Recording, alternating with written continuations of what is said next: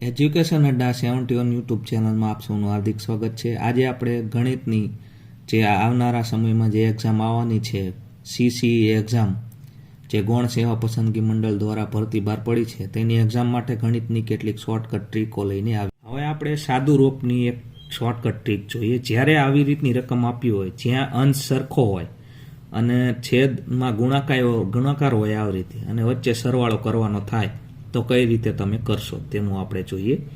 તો સૌ પ્રથમ ઉપરની સંખ્યાનો સરવાળો, એટલે ઉપર 4 વખત 2 છે એટલે 8 એનો જવાબ થાય, નીચે ગુણાકાર। હવે અહીં પહેલો 3 અને બીજો 11 છેલ્લો, આ બંનેનો ગુણાકાર કરવાનો એટલે 11 તરી 33 એટલે 8/3 આપણો શોર્ટ જવાબ। બીજું ઉદાહરણ જોઈએ।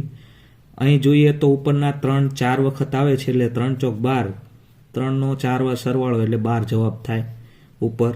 નીચે હવે છેદમાં અહીં પહેલી સંખ્યા 3, છેલ્લી સંખ્યા 11 એટલે 11 તરી 33 એટલે 12/33 આપણો જવાબ। જો એક આપણે સાદુ રૂપનો દાખલો જોઈએ। 8 + 2 - 6 × 4 બરાબર કેટલા આવે? હવે આવી રીતનો દાખલો આવે એટલે તમારે એક નિયમ વાપરવાનો, ભાગુ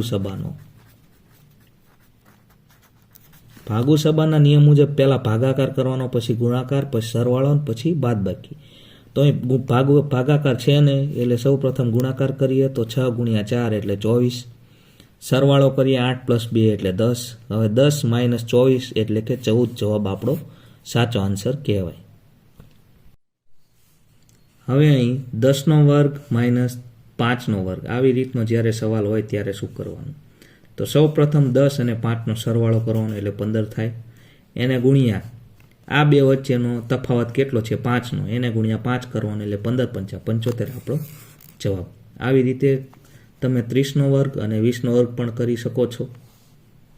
બીજો એક સાદો રૂપનો દાખલો જોઈએ। વર્ગમૂળમાં 8 + 2 વર્ગમૂળમાં 15 એનો આખાનું વર્ગમૂળ, આવી રીતે જ્યારે દાખલો આપ્યો હોય ત્યારે શોર્ટકટ ટ્રીકથી કઈ રીતે કરવો?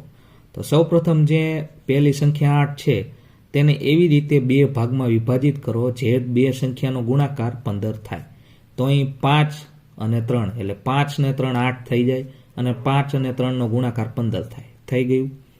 તો 5 અને 3 અલગથી લખવાના, વચ્ચે સરવાળાની નિશાની અને બંને ઉપર વર્ગમૂળ, આ તમારો જવાબ। હવે આવી રીતે આપણે બીજો દાખલો જોઈએ। અહીં વચ્ચે જે નિશાની હોય તે અહીં કરવી। બીજો દાખલો જોઈએ। 10 ને એવી રીતે તોડવાના જેથી 21 જવાબ આવે ગુણાકાર કરતા। તો 7 અને 3, 7 તરી 21 એટલે 21 થઈ ગયું, બંનેનું વર્ગમૂળ, વચ્ચે કઈ નિશાની છે સરવાળાની, તો સરવાળો, વચ્ચે માઇનસની નિશાની હોય તો માઇનસ કરવું। ચલો હવે પર્સન્ટેજનો એક દાખલો જોઈએ। 99% લોકો આનો સાચો જવાબ આપી શકતા નથી, તો આજે આપણે જોઈએ કઈ રીતે સાચો જવાબ આપવો। 25% એટલે 25/100 એનું આખાનું વર્ગમૂળ, ટકા હોય એટલે નીચે 100 વડે ભાગવા પડે। સાથે હવે જોઈએ 25નું સ્ક્વેર રૂટ કેટલું થાય 5, અને 100નું સ્ક્વેર રૂટ થાય 10, એટલે 5/10 અહીં જવાબ આપેલો નથી, અહીં ટકામાં જવાબ આપેલો છે એટલે 100 વડે ગુણવા પડે। 100 વડે ગુણીએ એક મીંડું જાય એટલે 5 × 10 એટલે 50%, 50% આપણો સાચો જવાબ।